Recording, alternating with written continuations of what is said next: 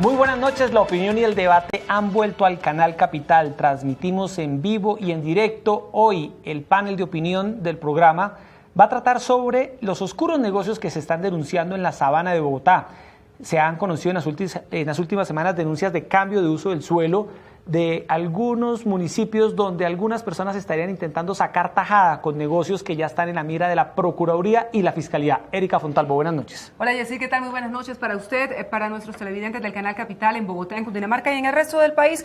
Lo dice de manera muy acertada. Fiscalía y Procuraduría tienen en la mira a estos entramados de corrupción integrados por alcaldes, concejales, constructores, funcionarios públicos en general, que habrían recibido coimas muy importantes para modificar de manera fraudulenta los planes de ordenamiento territorial, convirtiendo suelo rural en suelo urbano para levantar allí megaproyectos de viviendas, pero también industriales. Según las investigaciones de la Fiscalía, en al menos 15 de los 116 municipios del departamento se adelantan investigaciones a los alcaldes, a las administraciones entre 2008 y 2015, y puntualmente la Procuraduría acaba de anunciar que abrió una indagación preliminar directamente a las administraciones de 6 municipios de Cundinamarca: Tabio, Madrid, Mosquera, Funza, Facatativá y Cajicá, para determinar si se presentaron irregularidades. No son solo denuncias, aquí hay investigaciones claras que podrían determinar responsabilidades de muchos peces gordos. Es una forma de corrupción que se empieza a destapar y que estaría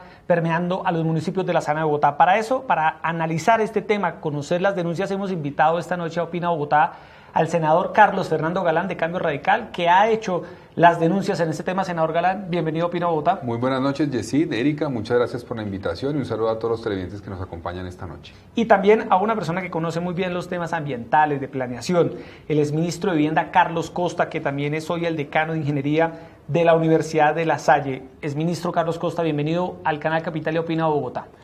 Muy buenas noches, Yesid, Erika, televidentes, Carlos Fernando, muchas gracias. Bueno, empecemos, Erika, con el senador Carlos Galán, que es quien ha puesto el dedo en la llaga sobre este tema.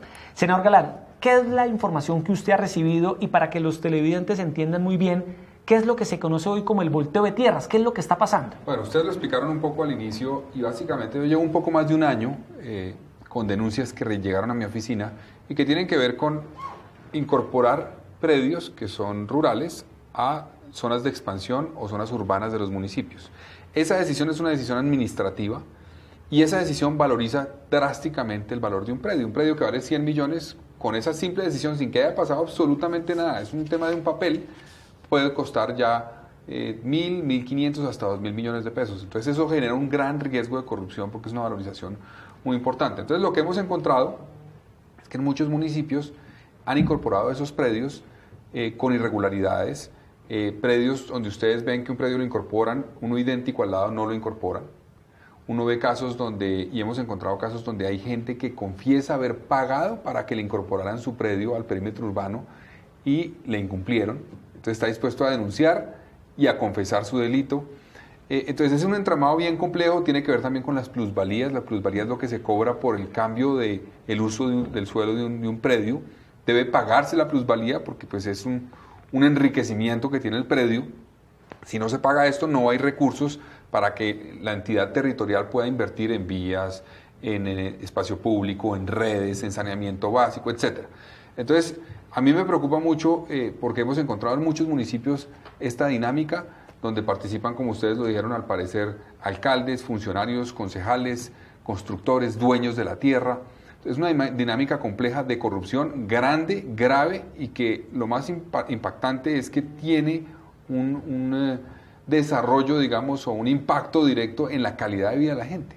Claro. O sea, no es solamente que se están robando plata que es del Estado, que es de todos, sino, en cierta forma, están generando un desarrollo mal planeado, basado no en determinantes fundamentales de la planeación, sino en intereses particulares. Plata que se queda precisamente de esos intereses particulares. Pero, doctor Carlos Costa, decano de Ingeniería de la Universidad de La Salle, uno ve toda esta situación, las denuncias que ha recibido de manera reiterada el senador Galán, ¿A qué organismos le compete estar vigilantes frente a esta situación? Porque es que de repente vemos un predio rural lleno de vacas y en un tiempo lo vemos convertido en un megaproyecto de vivienda. ¿Cómo es posible que no se den cuenta esos organismos de control? ¿O es que se están haciendo los de la vista gorda y también, como decíamos ayer, cobijados con esta misma manta de la corrupción?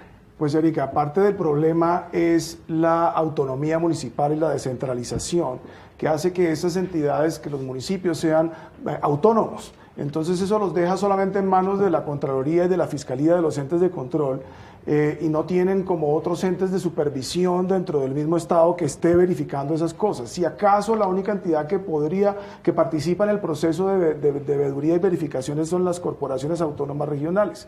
Sin embargo, también tenemos el problema de que con la gran cantidad de municipios que hay en el país y muchos de esos municipios haciendo modificaciones de sus POTs, eso se presta para que se escondan. Sin embargo, por eso es que es muy importante las denuncias, por eso es que es muy importante que los ciudadanos se quejen, hay investigaciones abiertas y el trabajo de personas como el senador Galán y de otras personas que están disponibles o dispuestas como la prensa para hacer esto visible se vuelve fundamental, porque si no puede pasar desapercibido. Senador, ¿algún caso en específico que haya usted advertido que esté siendo investigado por la Fiscalía que permita ilustrar muy bien esta trama de corrupción? Bueno, es que, como les decía, hay varias modalidades. Uno es el volteo de la tierra, otro es que en la plusvalía que se incorporó ya a la tierra, al perímetro urbano no se cobra lo que se debería cobrar. Eso ocurrió, por ejemplo, en Funza. En Funza se incorporaron unos predios al perímetro urbano del municipio para hacer bodegas y luego no se cobró la plusvalía que se debía haber cobrado. Entonces, obviamente tiene graves problemas hoy Funza porque no tiene los recursos para hacer las inversiones. Pero, senador, ¿eso pasa por el Consejo o es potestad a través de decreto de un alcalde? No, el alcalde, eso es un proceso complejo porque participa el alcalde, que es el que tiene la iniciativa. En principio tiene que hacer un estudio técnico para sustentar por qué quiere modificar el POT. Eso va a concertación con la autoridad ambiental, con la CAR, para determinar que los temas ambientales, digamos, están bien planteados en la modificación, tiene sustento que se modifica, que no se afectan elementos fundamentales de la estructura ecológica principal del municipio, etcétera. Y luego eso va a participación ciudadana y va también finalmente al Consejo. Vemos que en las diferentes etapas puede haber corrupción, son como peajes. Entonces, por ejemplo, a veces vemos que la participación ciudadana puede no ser efectiva, la gente participa, no le paran bolas, no le ponen atención a lo que dice la gente, o es gente a veces, infortunadamente, que está cooptada por los intereses de quien quiere modificar el POT. Entonces, hay diferentes dinámicas y hay casos como el de Mosquera, donde el alcalde presenta una modificación al POT, entre esos un predio que es de propiedad de su esposa. Obviamente lo tenía bien planeado y lo compró desde antes. Valorizó, el propio alcalde le valoriza un predio a su esposa. Pues a él mismo, sí, en la práctica, a él mismo, de su familia. Negocio familiar. Ya está en la cárcel, bueno, el alcalde de Mosquera y su esposa. Él está detenido. Y creo que un concejal también está efectivamente, implicado. Ese es un caso. Pero repito, hay todo tipo de casos. Hay otros casos como, por ejemplo, en Cajicá, donde se incorporaron unos predios sin que se esperara la concertación con la CAR y estuviera vigente la concertación con la CAR. En fin, hay innumerables casos que cada uno muestra como una figura, pero todo tiene que ver con la valorización de incorporar predios. Pero una cosa importante, los municipios crecen, las ciudades crecen, es inevitable. La pregunta es cómo lo hacen. Que lo hagan donde deben hacerlo, que lo hagan pagando lo que se debe pagar, para garantizar que haya acceso a transporte, que hay, digamos, una densidad adecuada, que hay espacio público, que hay manejo de redes. Hay varias construcciones que se han hecho por cuenta de estos volteos de tierras que, por ejemplo, no tienen manejo de aguas residuales. Entonces terminan botando el agua al río, básicamente. Es un impacto dramático en el medio ambiente. Bueno, el ministro y senador Galán, lo invitamos a que vayamos ya a las redes sociales a esta hora en vivo y en directo. Las personas están siguiendo el programa por Facebook Live, transmitimos por Twitter vía Periscope y nos están dejando sus opiniones con el hashtag #OpinaBogotá. Vamos a nuestro monitor de redes sociales a ver las primeras opiniones de las personas. David Enrique: modificando los POT irregularmente participaron del desplazamiento rural de la sabana, los suelos más desaprovechados del país. Hashtag #OpinaBogotá, este usuario en redes sociales. Nancy Patricia Gutiérrez, es congresista. Crecimiento irresponsable. Es candidata a la gobernación. Es candidata a la gobernación. Crecimiento irresponsable generó un mayor desequilibrio ambiental, financiero y social. No más tratacol. Mientras no existan condenas justas sin cárcel, la corrupción seguirá su cauce. Ese cauce es con C. Pero bueno, muy bien, ahí está la opinión.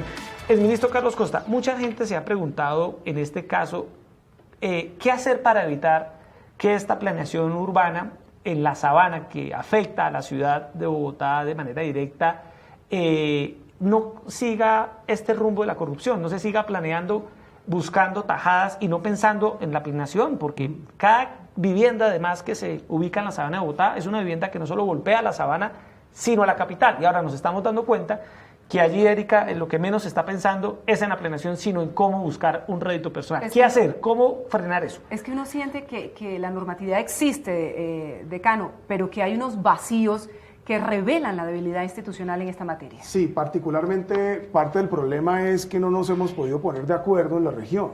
En otras zonas del país están las áreas metropolitanas constituidas, Bogotá y su región, Bucaramanga y su región. Y aquí en la sabana de Bogotá no nos hemos podido poner de acuerdo. Entonces, ante este desorden y esta falta de coordinación, cada municipio trata desde pelear y jalar para su lado y se genera un canibalismo por desarrollar zonas industriales en mi propio territorio, por atraer vivienda en mi propio territorio, buscando impuestos para mi propio municipio y tratando de competir con los vecinos. Y ese desorden genera la oportunidad de la corrupción. Entonces, lo primero que tenemos que es ponernos de acuerdo, dejar al lado las dificultades y ponernos de acuerdo. Y si no se ponen de acuerdo, pues los municipios de manera voluntaria, yo creo que sí es importante que intervenga el gobierno nacional, que miremos a ver si hay que modificar la normatividad para que el Ministerio de Vivienda pueda intervenir en esos lugares donde las áreas metropolitanas no se han podido constituir, porque es que es ese desorden el que permite también que se generen estas oportunidades de corrupción. Mire, aquí hay dos opiniones en Twitter que están llegando. Mauricio Ramírez dice, corrupción en territorios es un triste remedio de lo que se hace a nivel nacional a la enésima potencia. Y Al Castel asegura, esta es una cadena de corrupción en cada municipio desde hace muchos años. Investiguen y verán, es como una madeja y en ese sentido, senador Galán, ¿dónde está el origen de esta corrupción que está golpeando los municipios de la sabana de Bogotá?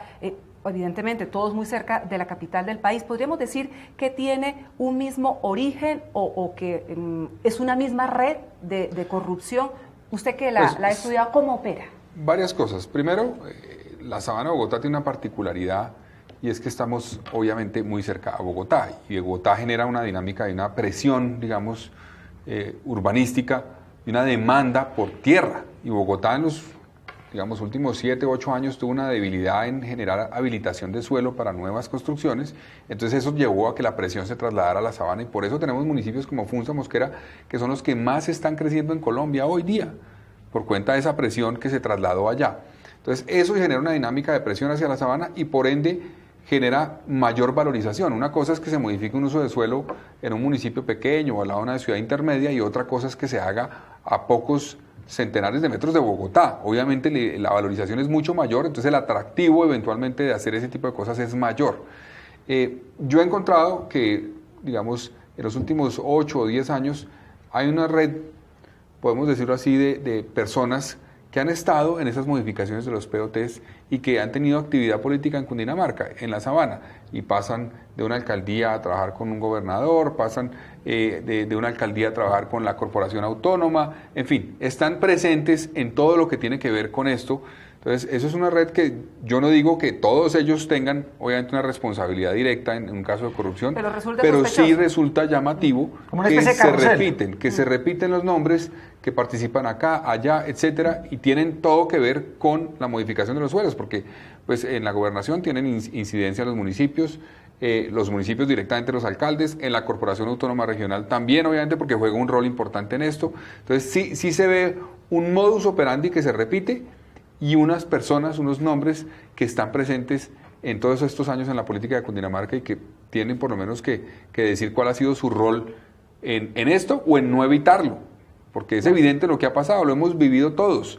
Usted habla con los habitantes de Chía, de Cajicá, y dicen, sí, no, la explosión aquí de construcciones es impresionante, sin que haya vías nuevas, sin que haya garantía de espacio público, los problemas de las aguas residuales. Sí, la Espetar, por lo menos en Chile, es muy complejo lo de la Espetar. El ministro, usted que conoce estos temas, ¿qué hay que hacer en la sabana de Bogotá? Hay muchas personas que ante la escasez de suelo en Bogotá, pues no han tenido otra opción que buscar vivir a las afueras de Bogotá. Y hoy el norte de Bogotá no es la 220, sino es Chía. y se ve completamente urbanizada esa zona, Cajicá con y toda Vélez. clase de fallas en el planeamiento urbano.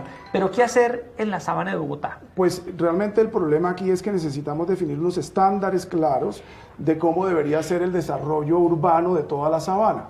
En este momento lo que ocurre es que cada municipio tiene sus propios estándares y sus propias decisiones, y eso hace que entonces algunos municipios, buscando atraer la industria, por ejemplo, sea mucho más fácil desarrollar zonas industriales ahí, o los que quieren atraer vivienda estrato 4, 5 y 6 porque les interesan los impuestos de este tipo de propiedades, también desarrollan sus estándares de vivienda, generando situaciones como las que decía el senador Galán, grandes terrenos ocupados con viviendas con baja densidad, 180 viviendas por hectárea tenemos aquí en Bogotá, mientras que por allá podemos tener 80, 50, y sin vías, sin parques, sin acceso a salud, sin acceso a educación. Les toca viajar desde allá hasta Bogotá para recibir todos esos servicios. Es que son ciudades dormitorios. Exactamente. Entonces, si nosotros no definimos unos estándares homogéneos y altos, que se cumplan para todos y que todos estemos ¿Pero obligados a quién los cumplirlo. tiene que fijar, decano? El problema es que, como estamos en un país donde hay esta descentralización y los municipios tienen autonomía, tenemos que buscar escenarios donde ellos se pongan de acuerdo. Hablábamos de, por ejemplo, las zonas metropolitanas de Medellín, donde no es obligatorio tener una zona metropolitana, pero el que ellos lo hayan conformado de manera voluntaria y de acuerdo se hayan puesto para poner esas normas, ha funcionado. Y por eso hablaba de que en sitios como Bogotá, donde no se ponen de acuerdo, pues de pronto debíamos mirar cómo se modifica la normatividad para que por lo menos el Ministerio de Vivienda, el Ministerio de Ambiente puedan establecer unos determinantes mínimos, no obligaciones necesariamente, pero sí unos determinantes más exigentes en estas materias, para que no sea fácil entonces coger un predio que es rural, autorizar a que se construyan viviendas, porque si yo tengo unos estándares altos, entonces tengo que verificar que se cumplan muchas otras cosas y no solamente la autorización del Consejo. Bueno, Erika, ahora le queremos preguntar al senador Galán un poco cómo empezó esta investigación, cómo se conoció esto, porque esto era un tema que venía pasando a agache, pero antes de esa pregunta, senador Galán y exministro Costa, quiero que escuchemos opiniones de otras personas expertas en la materia, porque aquí en Opina Bogotá entrevistamos a todas las personas, todos los puntos de vista sobre los temas. Vamos a escuchar a la exsecretaria de Hábitat, María Mercedes Maldonado, y vamos a escuchar a Santiago Henao Pérez, que es director del Centro de Estudios en Vías y Transporte de la Escuela de Ingeniería Julio Garavito. El problema de la corrupción en los planes de ordenamiento territorial que se ha detectado en Cundinamarca y en otras zonas del país, pues es muy grave y hay que atacarlo prontamente, pero desafortunadamente es la versión, el lado malsano de la forma como se ha abordado el ordenamiento territorial en nuestro país desde hace mucho tiempo, inclusive propiciado por el Ministerio de Vivienda. O sea, es un ordenamiento en el que siempre se señala como suelo de expansión urbana, como suelo suburbano, mucho más del suelo que se necesita realmente. Y la preocupación principal en los POD no es la protección ambiental, la calidad de vida de la gente, la mejora de la localización de la vivienda de interés social, sino los negocios inmobiliarios, que haya mucho suelo para promover los negocios inmobiliarios. Y el Ministerio, como decía, ha sido el primer promotor de esa visión, por ejemplo, con revisiones express de los planes de ordenamiento territorial, flexibilización del tema de licencias, hace unos pocos años redujo los trámites para el cobro de la participación en plusvalía. Entonces, cuando hay, por ejemplo, macroproyectos de interés social nacional, donde un alcalde ve que un privado lleva un terreno al ministerio, aprueban una resolución y hacen una revisión express ad hoc del plan de ordenamiento territorial, pues también dice, bueno, ¿y por qué yo no hago lo mismo? Cambio mi plan de ordenamiento y de ahí se deriva en el favorecimiento a amigos o familiares, pero el problema es sistémico, es de fondo y hay que abordarlo en esa integralidad, que es el problema del enfoque del ordenamiento territorial en Colombia. En relación con la pregunta que se me ha formulado relacionada con los planes de ordenamiento territorial, los POTS de los municipios cercanos a la sabana de Bogotá y todo este problema que se ha venido presentando por la gran presión urbanística que manifiestan los inversionistas en intentar cambiar el uso del suelo de zonas agrícolas a zonas ya urbanizables para residencia y otro tipo de usos del suelo, podemos decir que debe hacerse de forma planificada, porque estos planes de ordenamiento eran las cartas de navegación de los municipios municipios por varios años. Esos cambios de uso del suelo, si son debidos a la infraestructura de transporte que debe ser articulada adecuadamente, pues se llama valorización de los predios, pero si se llama plusvalía, que es el mismo efecto pero de mayor valor, pero debido a los cambios en la norma, cuando ya la norma, digamos, tenían un uso agrícola y ahora permiten hacer vivienda, pues súbitamente hay una rentabilidad de la cual debería participar la comunidad y ser realmente beneficioso para todo este público, igualmente la valorización de ese predio. Bueno, 8:51 de la noche, transmitimos en directo por todas las plataformas del Canal Capital y le preguntaba, senador Galán, ¿usted cómo inició esta investigación? ¿Cómo se empezó a desenmascarar esto? Bueno, a mí me llegó una denuncia sobre la utilización de un predio, digamos, de espacio público, un predio que ha sido otorgado en cesión por un desarrollador, y ese predio, que era un bien público, espacio público, lo usaron para construcción de vivienda, el municipio. Entonces, ahí ¿En qué empezó, municipio? En Madrid. En Madrid. Ahora se tiene un error que cometió el Consejo, en fin, pero ahí se originó. Yo no digo que en ese caso específico ¿En qué haya año habido fue más o corrupción. menos? No, ese proyecto no lo han entregado. Están Ok. las casas terminadas, pero los apartamentos terminados, pero la gente no ha accedido a ellos y ya pagaron muchos de las personas. Es una cosa dramática.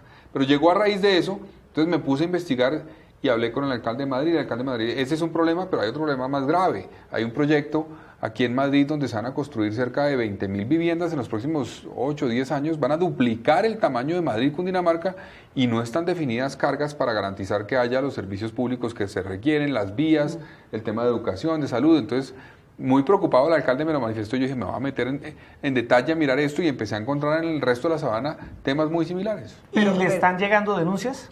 Me están llegando decenas diarias de denuncias, tanto de la Sabana como de otras ciudades del país, no solamente la Sabana, Bogotá. Yo le pido ayuda a los ciudadanos porque son los que tienen la mejor información, son los que saben, para que me busquen y me entreguen las denuncias. Yo estoy conformando un equipo un poco más grande que el que tengo porque requiero de apoyo para poder investigar la cantidad de denuncias que hay. Es que en casi todos los municipios del país pasa, y en particular cerca de los centros urbanos. Erika, pero una cosa, pero sus denuncias estaban en manos del Sí. fiscal anticorrupción Estaban capturado por engavetadas. corrupción. Las tenía Sí. engavetadas. Señor Moreno. Yo le entregué, Se las entregó usted al por personaje instrucciones- equivocado. Por instrucciones del fiscal general, Sí. le entregué a la unidad anticorrupción en enero de este año las denuncias, preocupado porque no avanzaban. Pues en ese momento es que se conoce todo el escándalo de este personaje, y ahí busqué al fiscal general y él me dijo, no se preocupe, porque si bien él recibió las denuncias como coordinador de la unidad anticorrupción, los casos específicos se distribuyeron en unos fiscales que no eran él, que siguen en la fiscalía, que confiamos en ellos y va a haber resultados muy pronto. Y efectivamente hubo el primer resultado, Con que fue el el tema caso de Mosquera con la con el imputación exalcalde. de cargos. Pero, exministro Carlos Costa, uno se pregunta, estas decisiones que se han tomado, por ejemplo, en casos en los que todavía no se han iniciado las obras, ¿se pueden reversar, o cuando se modifica un plan de ordenamiento territorial ya no hay nada que hacer?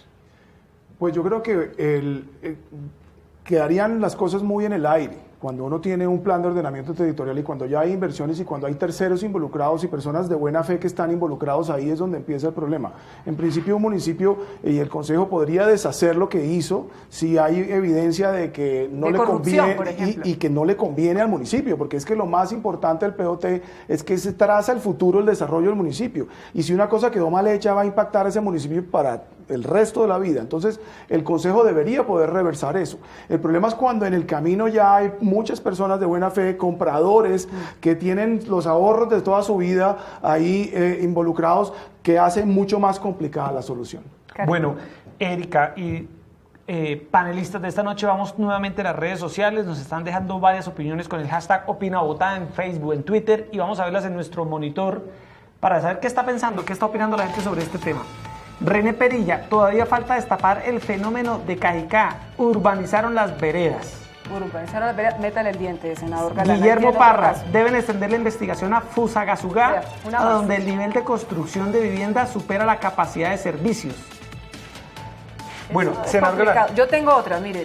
¿qué le dicen a usted? Fernando Sánchez nos dice, miren el POT de Cota, de Mosquera, de Funza, de Zipaquirá, de Fusagasugá. Es decir, la gente, es increíble, tiene una cantidad de denuncias en torno a Pero es estos que- casos, pero parecería ser que no eran investigadas, no eran tratadas suficientes, las veedurías ciudadanas, como decía el senador Galán, no eran escuchadas, Sí. y las autoridades, me imagino, Tampoco les interesaba tramitarlas directamente en sus mismos municipios. Claro, pero ¿sabe qué ocurría? Que era lo que le quería preguntar al senador Galán, que esto gozaba de presunta legalidad, porque esto lo aprobaron los consejos municipales en los POT. Entonces esto estaba en aparente legalidad. Blindado, supuestamente blindado. Es llamativo, y es que la Procuraduría, específicamente una Procuraduría Provincial de Faca, recibió una cantidad de denuncias sobre los temas de las modificaciones de los POTs irregulares, y la cifra es impresionante. De cerca de 104 investigaciones, solamente una derivó en algún tipo de sanción. El resto fueron archivadas. Entonces, el doctor Costa mencionaba qué hacer. Yo estoy de acuerdo con él con el tema de buscar fórmulas para una planeación, digamos, regional, que sea integral, porque es que no se puede pensar que en una división política, entonces yo planeo mi municipio como yo quiera y al lado de esta línea haga usted lo que quiera, porque es una cosa absurda que genera un desarrollo problemático. En una instancia es eso. Segundo, lo que tiene que ver con los entes de control. Los entes de control, si están cooptados por la política, por los mismos que están haciendo eso, pues no van a investigar absolutamente nada. El caso de Mosquera, que ya tiene preso al alcalde, fue denunciado a la Fiscalía hace 4 años y lo archivaron. Y lo reabrieron a raíz de que pedimos que lo reabrieran, porque no tenía sentido, estaban todas las pruebas. Entonces, si no hay investigación, si no hay órganos de control, si no hay mecanismos de planeación regional, si no hay una participación ciudadana más efectiva, más amplia, más visible, más transparente, y si no hay mecanismos de control como la CAR que funcionen, que hagan cumplir sus concertaciones y que tampoco estén permeadas por la corrupción, va a ser muy difícil enfrentar esto. Pero, doctor Carlos Costa, ¿cómo lograr un desarrollo urbano? Porque mucha gente dice, se está tergiversando el tema, están en contra del desarrollo urbano, pero lo que hay que advertir verdaderamente es el impacto, más allá de la corrupción, es el impacto social, económico, en movilidad que tienen estas zonas. El desarrollo urbano existe y se va a seguir dando, porque de lo contrario las ciudades no crecerían. ¿Cómo lograr un desarrollo urbano que sea sostenible, que sea responsable verdaderamente cuando persisten estos fenómenos de corrupción? Erika, ese punto es muy importante y tenemos que ser claros en que las ciudades van a seguir creciendo y tienen que crecer, porque de lo contrario, lo peor que puede pasar es frenar el crecimiento de los centros poblados, porque toda esa gente va a tener que ir a vivir en alguna parte y va a seguir pasando lo mismo, crecimiento desordenado por fuera de donde estamos controlando. Entonces es importante que crezca donde debe crecer, y lo que necesitamos es definir unos estándares importantes ahí. Por ejemplo, mucho de esto que está ocurriendo es que todos estos predios que se vuelven urbanos, antes eran rurales, se vuelven urbanos para construir, son predios que no tienen servicios públicos. El límite urbano de un municipio debería coincidir según la ley con el límite hasta donde los servicios públicos del municipio llegan. Yo no puedo declarar algo urbano cuando yo no tengo cómo llevarle allá agua, ni energía, ni tratamiento de aguas residuales, o por lo menos alcantarillado. Entonces, deberían por lo menos cumplirse esos requisitos mínimos. Identificar que la inclusión de estos predios como predios urbanos es irregular, es relativamente simple. Cuando uno sabe que hay municipios que ni siquiera tienen acueducto, que viven de agua en bloque de Bogotá, y entonces, ¿cómo es que incluyen predios urbanos, predios rurales dentro del área urbana, si ni siquiera tienen cómo garantizarle agua a las casas que se van a construir ahí? Entonces, casi que lo primero es ir a lo básico, y es asegurarnos de que estas modificaciones están cumpliendo con los mínimos de la ley, pero que no sea como que el respaldo del Consejo en pleno le da legitimidad a una decisión de esas, cuando detrás es que lo obvio se está incumpliendo. Y paso seguido es que deberíamos definir unos estándares de urbanización en la sabana de Bogotá. De acuerdo con los tipos de municipios, por ejemplo. De acuerdo. De acuerdo. Bueno, vamos a escuchar ahora otras 2 opiniones de expertos. Entrevistamos a Oscar Alfonso Roa, que es un profesor de la especialización de Economía Urbana y Regional de la Universidad Externado, y entrevistamos también al secretario de Planeación de Bogotá, Andrés Ortiz. Desde la expedición de la Ley de Medio Ambiente en la década de los 90, el país reconoció la importancia estratégica que tiene para él los suelos de la sabana de Bogotá, sus cauces, sus mantos verdes, y recientemente la reforma a la Ley de Áreas Metropolitanas estableció tanto en el parágrafo del artículo 1 como en el artículo 39 que Bogotá y los municipios de la sabana tienen tiene un valor muy alto, muy estratégico en lo político, en lo ambiental y en lo económico para el resto del país, y por eso requerirán un estatuto especial para conformar el área metropolitana, que dentro de sus funciones está precisamente la de coordinar los usos del suelo en el conjunto de la sabana.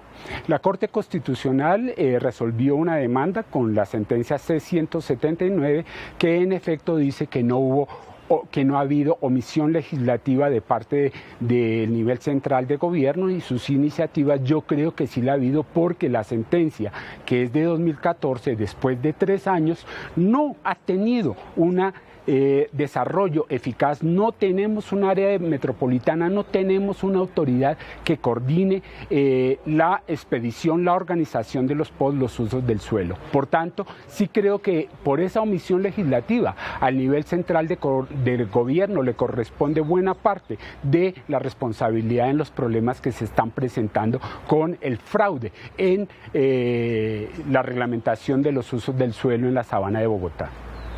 Básicamente yo creo que lo más importante para que un POT sea legítimo es primero su soporte. El documento técnico de soporte es fundamental.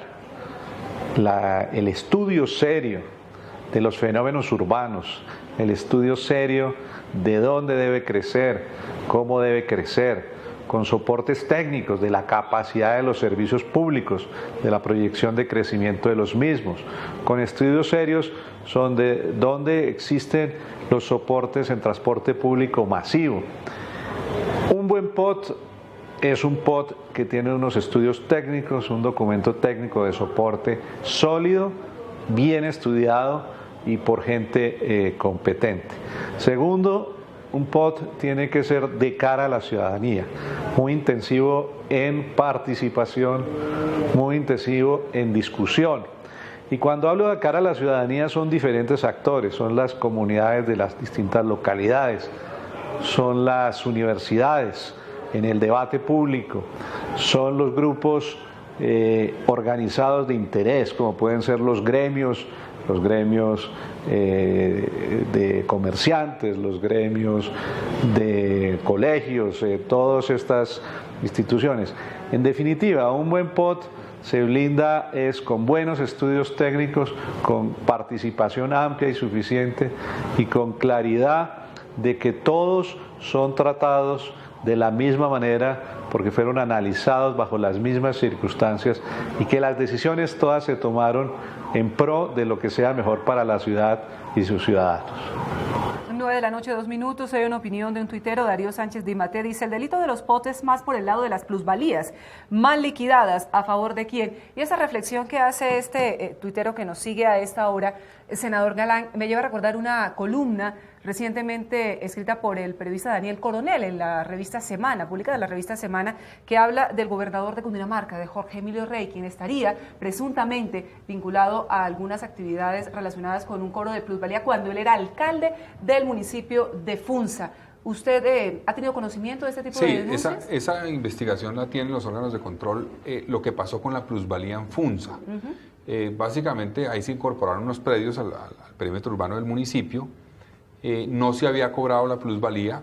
Efectivamente, cuando llega, entiendo, el alcalde Rey en ese momento expide una resolución para liquidar el cobro de la plusvalía. Inicialmente fue como de 500.000 millones de pesos ese cobro. 520.000, creo. Y luego finalmente terminaron pagando cerca de 40.000 millones de pesos los que pagaron. O sea, una diferencia muy grande entre lo que se liquidó y lo que finalmente pagaron. Entonces, eso llamó la atención y llama la atención que ese cambio drástico en el valor de lo que se ha debido cobrar, el tema, ¿no? Cómo se calculó, qué sustento tenía. Hubo diversas empresas que asesoraron a la alcaldía en ese momento, creo que fueron 2, en la liquidación de esa contribución en plusvalía. Entonces, eso generó ruido, está siendo investigado y yo creo que debe ser investigado, sin lugar a dudas. Bueno, se nos empieza a acabar el tiempo, vamos a cerrar el panel. Quiero darles a cada uno un minuto para que cerremos con una reflexión de estas denuncias de grave corrupción en la sabana de Bogotá con los POT ¿hacia dónde nos deben llevar? ¿Es POT o POT? ¿Usted cómo lo dice? ¿Cómo lo dice? Costa? Él dice Este es el POT. país este es el país de las siglas. Él es el técnico, dice POT. ¿Cómo se dice? ¿POT o POT? Yo creo que cada uno puede usar su propia versión. Bueno, el ministro, Galán dice POT. una reflexión final sobre este tema. Pues definitivamente esto al que ataca al final es al ciudadano. Al que termina afectando, fuera de que alguien se enriquezca, es que estamos impactando la posibilidad de que la sabana de Bogotá se desarrolle de manera sostenible, de manera que la calidad de vida de los ciudadanos sea la que soñamos, y entonces tenemos que unirnos para que definamos y aceptemos que las ciudades tienen que desarrollarse y crecer de manera ordenada. Nosotros no podemos oponernos a que las ciudades crezcan, tenemos es que decir cómo deben crecer. En la medida en que nosotros nos atravesemos a que no queremos cero desarrollo, es donde estamos generando el caldo de cultivo para que esto ocurra, porque esto ocurre en medio del desorden y el de que no nos ponemos de acuerdo nosotros mismos. Senador Galán. Hay un caso que me llama la atención y puede resumir un poco lo que vemos. Caso Mosquera, una familia que tiene un predio de unas hectáreas importantes que dice, al lado de mi predio ya es perímetro urbano, al otro lado también, la nuestra no. Llama la atención. Una mitad. Y esto se repite en muchos municipios. La gente dice, no entendemos por qué un predio sí lo incorporan y otro no. Es como arbitrario. No parecería ser una decisión técnica, sino simplemente algunos sí se los meten y otros no. Eso refleja un poco la dinámica. Yo por eso quiero aprovechar para pedirle a la gente que siga mandándome denuncias. ¿A dónde? Yo las seguiré ¿Cómo lo investigando. puede contactar? Mi correo es galan.personal@gmail.com, galan.personal@gmail.com, y mi Twitter es @carlosfgalán. Ahí yo directamente puedo recibir las denuncias y entrar en contacto con ellos, porque es fundamental hacerlo. Esto, como decía el doctor Costa, deriva en dos cosas. Primero, en decisiones administrativas que favorecen particulares, y entonces la planeación en muchos casos depende del interés particular de un dueño de un predio y no del interés general del municipio. Vamos a crecer, van a crecer, es inevitable que crezcan. En algunos casos se puede densificar, pero no es suficiente para satisfacer la demanda. Hay que crecer, pero hay que crecer bien, garantizando que se pague lo que hay que pagar para que el desarrollo sea sostenible y que sean zonas donde sí se deba crecer. Bueno, pues Erika, se nos acaba el tiempo. Pero es un tema que verdaderamente exige que todos nos comprometamos. Es que lo que está pasando delante de nuestros ojos es absolutamente intolerable, porque reiteramos, más allá de que se enriquezca un personaje, un alcalde corrupto, un concejal bandido, todos nos vamos a ver Es perjudicados. la calidad de vida de todos los habitantes de la Sabana y de Bogotá. ¿Cómo nos vamos a movilizar cuando sean 30.000, 40.000 nuevas viviendas en determinados pueblos de Cundinamarca para entrar a Bogotá, por ejemplo? Entonces, no nos hagamos los de la vista gorda frente a este tema y pensemos qué es lo que pasa. Donde ese predio antes estaba una casita de campesinos con unas vaquitas y ahora hay una urbanización enorme o un complejo industrial verdaderamente importante. Es compromiso de todos ejercer una veeduría ciudadana frente a los planes de ordenamiento territorial en Cundinamarca y en todo el país. Bueno, el ministro Carlos Costa, gracias por estar con nosotros en Opina Bogotá en el Canal Capital. Yesid, Erika, muchas gracias por invitarme y a los televidentes también muchas gracias. Senador Galán, gracias por estar con nosotros, por ventilar estas denuncias y vamos a hacerle seguimiento a este tema. Muchas gracias, Erika. Yesid, un saludo al doctor Costa y a todos los televidentes que nos acompañan. 9:00 8 minutos. Bueno, En Erika, directo. muchas gracias. Y Mañana tenemos una cita. mañana tenemos una cita. El gobernador de Cundinamarca, Jorge Rey, va a venir acá a Opina Bogotá. Va a responder a las denuncias que se han hecho en su contra, periodísticas que han salido en las últimas semanas. Va a responder a todas estas versiones que vienen circulando sobre presuntas irregularidades en los POT de la Sabana y va a dar respuesta a todos estos temas, Erika. Lo vamos a tener mañana aquí, Es claro, 8:30 en vivo, porque aquí buscamos la opinión de todas las personas, que estén, digamos, que tengan que ver con los temas, los escuchamos en este espacio, porque la opinión y el debate han vuelto al Canal Capital. Muy buenas noches y nos vemos mañana nuevamente a las 8:30. Muchas gracias.